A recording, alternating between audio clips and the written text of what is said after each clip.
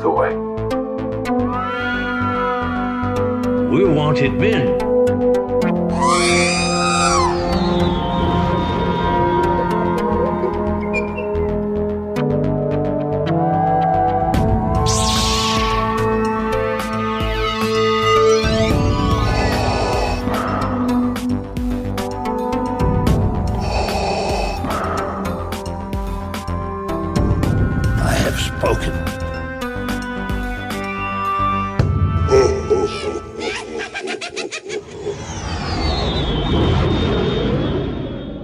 Welcome to another edition of Smuggler's Galaxy, a Star Wars collecting podcast for mouth breathers everywhere.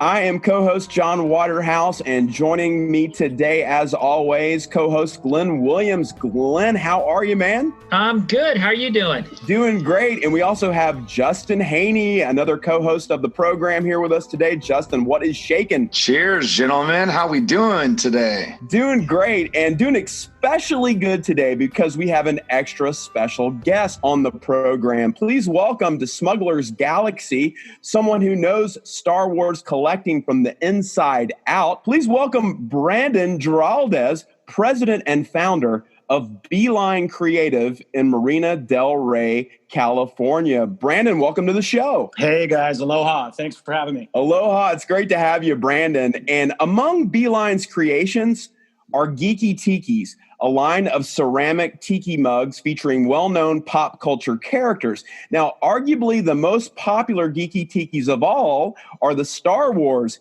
Geeki Tikis. Brandon and his designers give Darth Vader, C-3PO, and other characters a kind of tiki idol interpretation, shaking and stirring these icons in tropical style. I'm personally a big fan. I know that Justin and Glenn are big fans too, so we're thrilled to have you on the show, Brandon, to talk Geeki Tikis.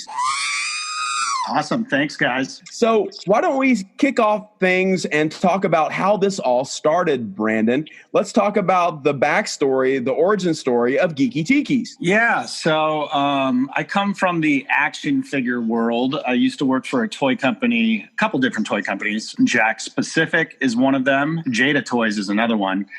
And I was in charge when I had my full-time gig, working on all the licensed properties. So I would do anything from Smurfs to Men in Black to Pirates of the Caribbean, you name it, if there was a license tied to it. So I quit my my full-time job back in 2013, and I wanted to get into just manufacturing my own toys, and I did that with a line for Anchorman. Anchorman 2, not the greatest movie, but we had some kick-ass toys. And You stay classy, San Diego.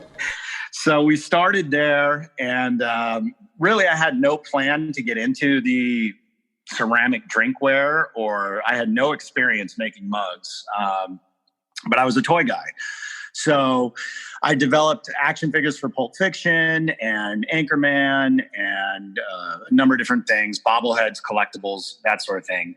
I had come up with this idea for beer steins for Star Wars. I don't know if you've ever seen those, John, but it was a higher price point. They were about $40, $50 each, but they were these figural mugs that had a hinge on the head, and the head would come back. And it was like we made Darth Vader and BB-8 and C-3PO and some really, really beautiful stuff. And at the end of the day, it was just an expensive product. So, you know, people would buy them for Christmas or holiday, or it'd be a great giftable.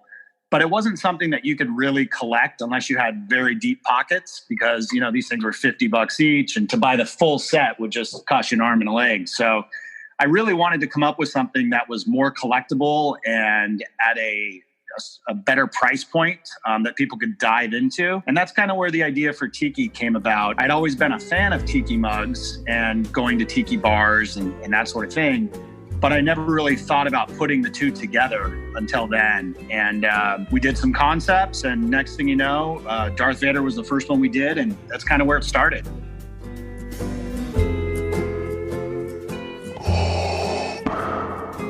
I am your father. So let's talk a little bit about the Star Wars Geeki Tikis. Now, I know that the other two guys here on the program, Glenn and Justin, are huge fans of Geeki Tikis, and I know we're both card-carrying shoppers of Think Geek. And I believe, Glenn, if I'm not mistaken, you had a question about the relationship between Geeki Tikis and Think Geek. You want to share that question? Yeah, but first, so you did the Boba Fett beer stein with the big hinge, the big ass, like it's a foot tall. I've actually got one of those. So I was just like, wow, that's pretty cool how it ties into to that. So that was cool. But yeah, how did you hook up with Think Geek? How did that relationship start? Well, I've always been a fan of Think Geek. Rest in peace for all you Think Geek fans out there. It really came out of necessity. I mean, at the end of the day, we were a very small company. These Lucas and Disney and these licenses come with a heavy price tag. It was just too risky, and we couldn't afford our own license for Star Wars. So what we did was we, developed this concept, and we pitched it to Think Geek almost as an inventor and said, hey, here's a new line of products we want to do. You guys have a Star Wars license to manufacture mugs. What do you think? Is this something we could do together? So we did all the designs, we did all the development, we did all the manufacturing, and we were kind of the man behind the curtain, if you will, that manufactured Star Wars out the gate. And Think Geek used their license to get it out there. Oh, that's very cool. Yeah, and basically once it proved successful, then we went out and got all of our own licenses. We did all the Star Wars product for Think Geek. And then we went out and got Marvel and DC and Star Trek, a number of other licenses. And then eventually, when we parted ways with Think Geek, we went out and got our own Star Wars license. And we've been making mugs ever since. That's awesome. I have another question about licenses since you breached that subject. Has there ever been someone tell you no, like you're crazy, I don't want to do that? It's funny. It's usually, and I'm very surprised that Lucas was the first one to sign on, because typically a company like Lucas, they want to see that it's proven and that it's worked for other licenses before they jump on board. So to start this little line of Geeki Tikis, which isn't so little anymore, with Star Wars, is just crazy to me. And it's it's our number one license to date. But there's been licenses. I mean, we're approached all the time to do certain licenses, and we've turned down a handful. But I would say we tried to do Pokemon with Think Geek at one time, and Pokemon initially shut us down, and that's something that we're working on now. So they came around and they thought the tikis were really, really cool. Yeah, those are in development now, and we're working on those. But I can't think of anything else. I think Nintendo is one that we tried to do at one point that wasn't a fit at the time. But you never know. Hopefully we'll get a chance to explore those in the future. So let's talk a little bit about working in that sandbox, in that Star Wars creative sandbox. I've had the opportunity to do that in the comics world, and it was exhilarating. Let's talk about what it feels like, Brandon, to work in the Star Wars world, to create something, to create an iconic collectible like a Geeki Tiki, but using all that great Star Wars imagery. Yeah, it's a lot of fun. I mean, at the end of the day, we started off the line with kind of who we thought would be the top 6 iconic classic characters. The first series, we did Stormtrooper, we did Darth Vader, we did Boba Fett, Chewbacca, Yoda, and R2-D2. And then after that first series, it's like, okay, well, what can we do for the second series? We threw C-3PO into the mix, and we threw a Jawa, and Tusken Raider. So it kind of went from there to where we would just come up with, which characters we wanted to see in the line. And then we would present those ideas to Lucasfilm, and they would give us their feedback. And there's a lot of, we have a great relationship with Lucas. We come up with some concepts. They give us their input. But it's really been great. I mean, they trust us to kind of do our thing now. They know that what we're doing works. And they let us just have fun with it. So I don't know if you guys saw, but we did a sneak peek of a Max Rebo mug. And now it's just, we're coming up with just some of the tertiary characters and some of the wacky things that, might not have been an original position on taking this line. But now we're kind of throwing everything out there and coming up with just really cool, innovative ideas. And it's been a lot of fun. That Max Rebo mug looks absolutely incredible. It blew my mind. In fact, I had to comment on social media immediately because it's such a fantastic sculpt and it's so fun. And I'm going to be first in line for the Max Rebo mug. Now, Justin Haney, one of the co-hosts of the program, is also coincidentally a bar owner. So I'm sure he has plenty of questions to ask you. Justin, step up to the mic. Yeah, Brandon. So obviously, yeah, I got a handful of your mugs as a bar owner. I enjoy the adult beverage every now and again, hanging out with the wife. So yeah, we've got quite the collection of the Geeky Tikis. One of my favorite pieces, however, is the Celebration exclusive, the Rancor with the Jedi Luke shot glass. Yes. And I guess my question is kind of a two-parter here. A, how do you come up, or what's the pitch idea for these exclusive pieces? Are they like wish lists that you guys have had on the back burner? And then the second question, if you could go into it, would be, what's it like being a vendor at a celebration, setting up for something of that mass scale? Wow. So the first celebration that we were a part of was with Think Geek, and that was 2017. We were at their booth and we were releasing our Series 2 Geeky Tikis. So I had wanted to do a larger type item, and Think Geek and us worked together on coming up with the Jabba the Hutt. I said, what about Jabba the Hutt? And they said, oh, that would make a great exclusive. So when we did Jabba the Hutt, it was just a massive mug. It came paired with Salacious Bikram, and it held over 40 ounces. So that was in 2017. It was very, very popular. One of the more popular tiki mugs that we've done to date. People went nuts for it. And when it came to Star Wars Celebration 2019 in Chicago, we wanted to come up with something, not necessarily top it, but come up with something that was equally as badass as Jabba the Hutt. And so when we're thinking just like large, monsters, and the Rancor was just one that came to mind. And it's like, well, if we could do a Jabba the Hutt that's 40 ounces, what if we did this Rancor, 45 ounces of reptilian flesh that holds a Jedi Luke in its clutches? And it took you guys absolutely nailed it, by the way. You nailed it. Thank you so much. Yeah, that's probably one of my favorite designs to date. It was just a lot of fun. It was a really, really cool item. We just re-released it in a different iteration for all of those that weren't able to go to the Star Wars Celebration 17 and 19. We've got re-releases of Jabba and the Rancor, slightly different. The exclusives don't include the Salacious Bikram. They don't include Jedi Luke. They now come with Ula and Bib Fortuna. Yeah, Celebration's just, It's a bummer because I'm certain that it'll be canceled this year in Anaheim. We haven't heard the official news yet, but I don't know how it could not be. Our first time vending on our own was Chicago. There was just two of us the first day, and we had a third team member come the next day, and we were not prepared. There was a small 10 by 10 booth. We were across from our friends at Regal Robot. If you guys know Regal Robot, they do some amazing stuff. Yeah, that's Tom Spina, right? Yeah, Tom Spina. So we were across from them. We had an amazing booth set up that was right across from the main stage. So we would get to see all the actors and all the events and everything that they had going on. But we had a line that was just, it spanned the whole, front of Celebration almost. I mean, there's hundreds of people, and it was crazy. It was just an eye-opening experience. It was our first time doing one of these shows on our own. It was just a lot of fun. It was stressful. We didn't know what the hell we were doing the first time around. But yeah, we were excited. We're very excited for the upcoming celebrations, and just a lot of fun, talking with people, getting feedback on what they want to see. Yeah, I definitely remember you guys had a massive line. I'm sure when they opened the floodgates at 10 a.m. every morning, I'm sure you guys were just overwhelmed instantly with the exclusives. Yeah, overwhelmed. I don't think we went to the bathroom. There wasn't a bathroom break for 10 hours the first day or whatever it was. There wasn't.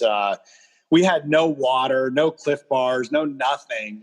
We just weren't prepared. We've learned over time. When we went to San Diego Comic-Con and were part of the Lucas Pavilion last year, we got better. And for Star Wars Celebration Anaheim, we'll be better, and et cetera. So a lot of fun, though. And the exclusive stuff, the Rancor was part of the Star Wars Celebration store. So we didn't sell that one directly. But we partner with a lot of different retailers. That was Reed Pop that we partnered with on the Rancor. And we did, a first to market launch with FYE. We did another one with Toink Toys. So we kind of like to spread the Geeky Tikis love throughout the Celebration floor. So Glenn, you've been to Celebration. You're a Star Wars Geeky Tiki fan. Do you have any questions regarding Geeky Tikis and Celebration? I think he covered it all, but yeah, I can feel his pain with not being prepared for Celebration, because I've only been to one, and you're looking back going, I could have done so much more, because Celebration definitely it is overwhelming, especially your first time. I feel your pain. We just didn't know.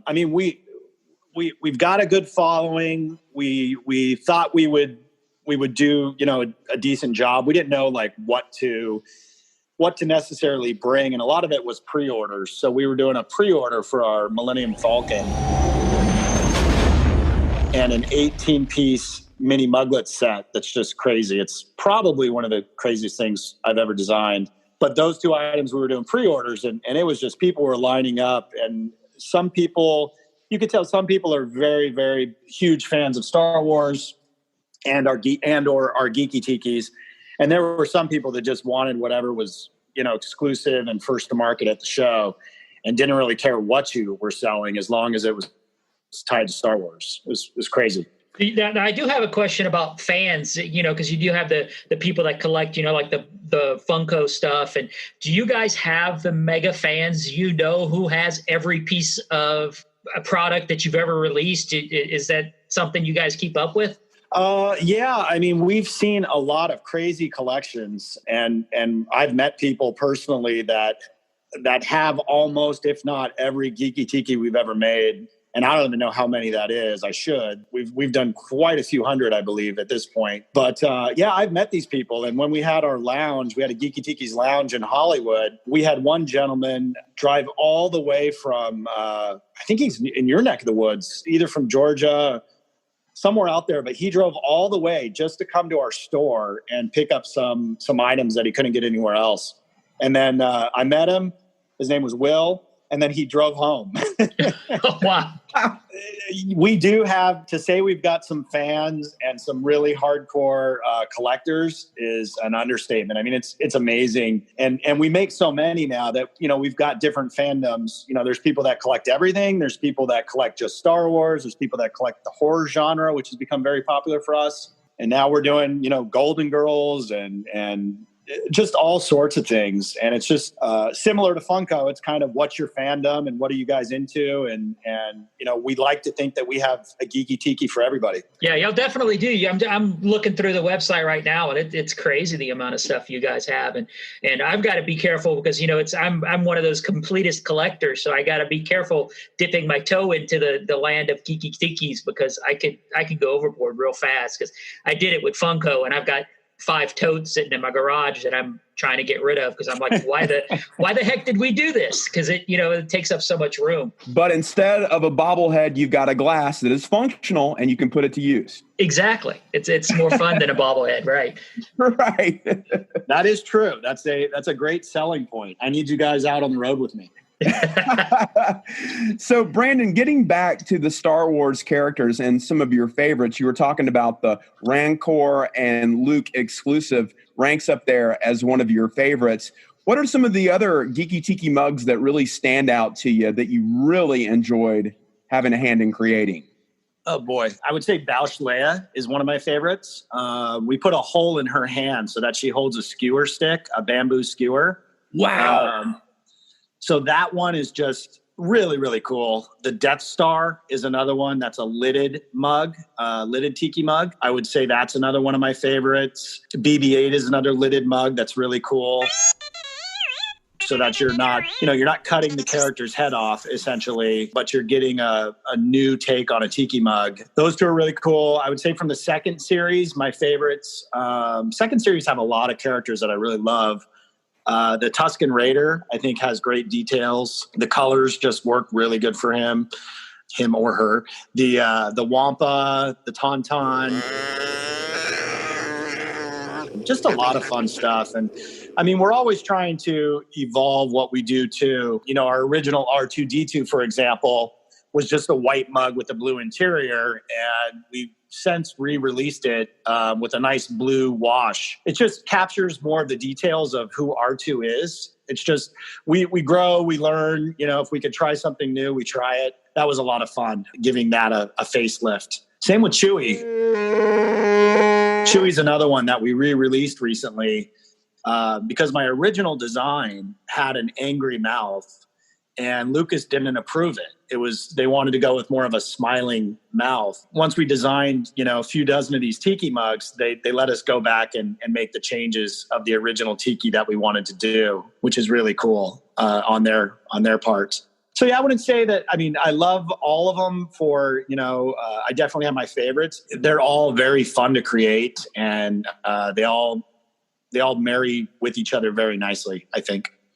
Is there a wish list? Is there anything you've attempted or sketched out that hasn't come to fruition yet that you would be at the top of your list to make? A TIE fighter is something that we've been working on for a while now. Oh, like a big scorpion bowl TIE fighter kind of thing? We've played around with a couple different concepts of a TIE fighter, so we're hoping that we'll nail that down next year. I will say that we've got some new items coming out this year. So if we're talking about the Jabba the Hutt and the Rancor, without giving it away, what would be the next big, tiki mug that we could make that's just going to knock people's socks off? And that's what's coming out this year. We can't say it. We can't say it. I'm sorry. You didn't hear that. That's not it, actually. Well, I'll take commission for the idea on the Sarlacc pit, because that's pretty epic. You haven't been the first one that's approached us with that, actually. And that would be a fun one to do. We gave a sneak peek. I can talk about it now, but we gave a sneak peek of a land speeder that we're working on, which is really fun. And that's going to come with a Luke and R2-D2 mini muglet, little 2-ounce glasses. I can't call them shot glasses, but they are toothpick holders that will go inside the land speeder when you're not drinking from it. Yeah, Max Rebo, we gave a sneak peek on. We're doing a prequel series, which we gave, maybe this is the first time I'm talking about it, but we are going to be doing some prequel mugs. We gave a sneak peek earlier on May the 4th of an Emperor Palpatine mug, which I think is just really, really killer looking. Oh boy.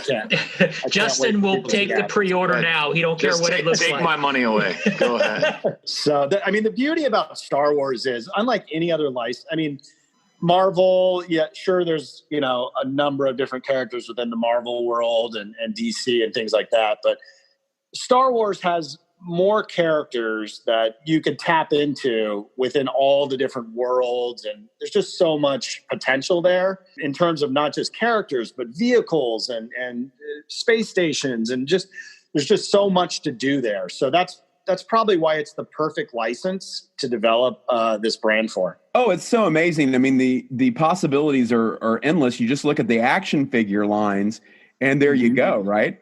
Yeah, 100%. So let's talk a little bit about the evolution of Geeky Tikis, because you were touching on that, because I have Series 1. And, of course, when you go into Series 2, the sculpts changed slightly. The way you approached it changed a little bit. Can we talk about that and how that evolution took place? Sure. They did get a little bit bigger. And truth be told, sometimes, we work with different model shops. We work with different factories. I think Series 2, a little bit more figural than the first series in terms of the detailing, a little more three-dimensional, I would say. Yeah, but they still work together. If I could go back and kind of retweak some of the original series like we did with Chewbacca and R2, I would. But we kind of take those learnings and and breathe them into the new characters that we're doing. And who's to say, I mean, we do have some other Darth Vader products that we're working on, some different Boba Fett products that we're excited to share later this year in a different style. So it's going to be something fun for people that either collected the first series or didn't, maybe the first series wasn't for them.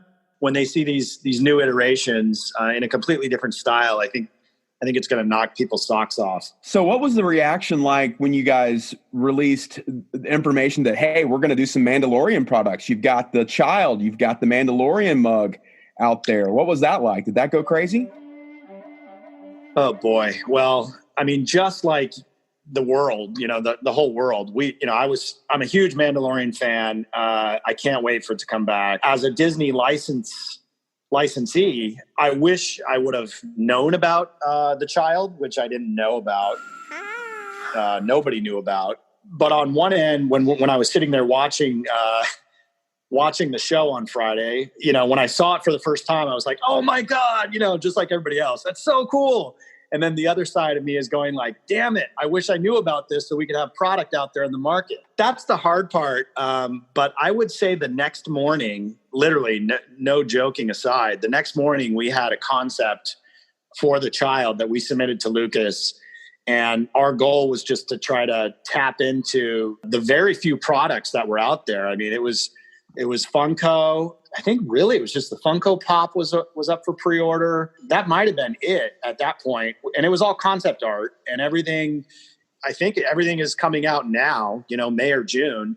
And so Lucas was able to let us do a pre-order and we got the product done as soon as we could. And people just went nuts for it. We did the Child with Soup with our friends at Toynk Toys. That's TOYNK Toys. And then we did a Force Pose that we just launched May the 4th with our friends at Sideshow Collectibles. Fantastic. Yeah, it's I think, and it's everyone's very, very excited about the Mandalorian products, and there's going to be, the question is, there's going to be a million different products out there. That's the thing. So you try to get out there as soon as you can. You try to come up with what you think is a great looking product for your brand, which I believe is what we did. We didn't go too deep. We did a Mandalorian tiki mug. We did the Child, and we're working on IG-11. We're going to go out. We're going to get them all out to people in the summer, and I think there's going to be a big spike in interest, obviously, in November when the show comes on for season 2. Guys, do you have anything else to ask Brandon as we have him here on the line? Yeah, I mean, I'm looking at those Baby Yodas, and those are great. When you do a collective, or when you go with a like Sideshow or another toy line, do they approach you, or are you approaching them? How does that happen? It's interesting with Sideshow.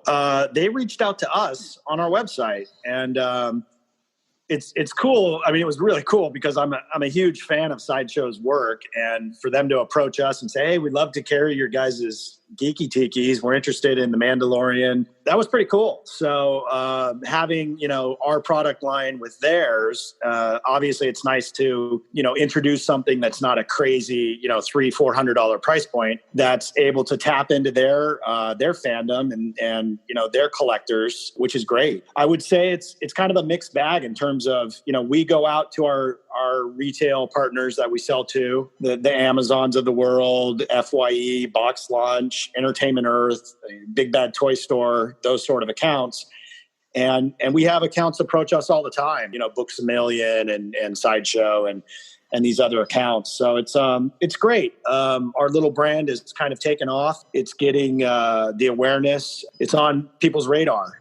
Obviously the Mandalorian is one of those licenses that you could sell to almost anybody just because it's the hottest property right now. But it's good to, kind of target certain brands to certain retailers. Let's give an example. Like Star Wars might not be a big hit for Books A Million or one of these other retailers, but Golden Girls or, Harry Potter or something like this might be. So when we're looking at different retailers, we're also thinking about what is the best licensed property for that specific retailer, and we approach it like that as well. Great stuff. So what's the future of Geeky Tikis? Where would you like to see the brand go and evolve through the years? Wow. Well, we're doing it. I would say that this summer we've got a lot of exciting things to announce. Geeky Tikis, what started out as just a line of ceramic drinkware.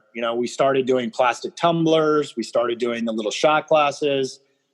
We started doing bar accessories like coasters and swizzle sticks. Now we're getting into apparel. It's becoming more of a tiki geeky lifestyle brand, and we're very excited. We're going to be introducing some Aloha shirts for the Mandalorian, for Star Wars, for some of our other licenses later this summer. And that's mainly because I'm just a huge fan of Hawaiian shirts in general, and I wanted to at these different events. I'm sure you guys have been to these events. I rock my own custom shirt that has the Star Wars Geeki Tikis on it, and we've had so many people say, hey, can I buy that shirt? We weren't selling the shirts direct. We have a license that covers ceramic mugs and housewares, but it didn't cover apparel. So we went back to Lucas and we got the rights to do apparel for our Geeky Tikis. And we're going to be launching not only Aloha shirts, but a really fun line of t-shirts that we're excited to share, hopefully for Father's Day. Wow, that's exciting stuff. And aside from that, we're working on some other items, more of the home decor, I would say, which are going to be some really cool items. For those of you that have seen or were familiar with the lounge that we had in Hollywood, we had some beautiful pieces on the wall of Boba Fett and, Rick and Morty and Batman. And these were giant, like, tiki carved masks. So that's another thing that we're working on right now. And we're hoping that we can introduce that later this year or early next. Yeah, y'all are going to break me because I saw a swatch or whatever of one of those shirts. And if you do a Mandalorian one of those, that's going to, oh my God. And it's That's exactly what you saw. The Mandalorian shirt is something that we're planning to release, hopefully Father's Day, if not, celebration timing. It's a fun one. Beautiful colors, beautiful artwork. And with the shirts, we're only doing a handful of mugs for the Mandalorian at this point. Although I've seen some great announcements for the Mandalorian season 2, as I'm sure you guys have. So there's going to be plenty of other characters to introduce. But with the shirts, we're able to kind of take the Mandalorian world and some of those elements and, the environment, the spaceship, and be able to pepper those in with our tiki artwork. Very cool. Yeah, I'm looking forward to seeing that. So do you guys have anything else to ask Brandon before we go? No, I think I'm good on my end. I just really appreciate Brandon taking the time today. Yeah, thank you. Yeah, absolutely. I love it. Anytime I could talk Star Wars and tikis, I'm your man. Game on. Yeah, man. Well, thank you so much, Brandon. Again, I also echo that gratitude of having you here on the show. We appreciate it. All the best of luck to Brandon and Beeline Creative and Geeky Tikis. We've got our wallets open. We're ready to support you. You do fantastic work, and we can't wait to see what else you have in store. I'm wearing a Hawaiian shirt now, so sign me up. I'm ready to buy one of those Star Wars Geeky Tikis Aloha shirts. Awesome. I really appreciate it. Thanks for having me on, guys. Thanks, Brandon. Yeah, cheers. Bye-bye.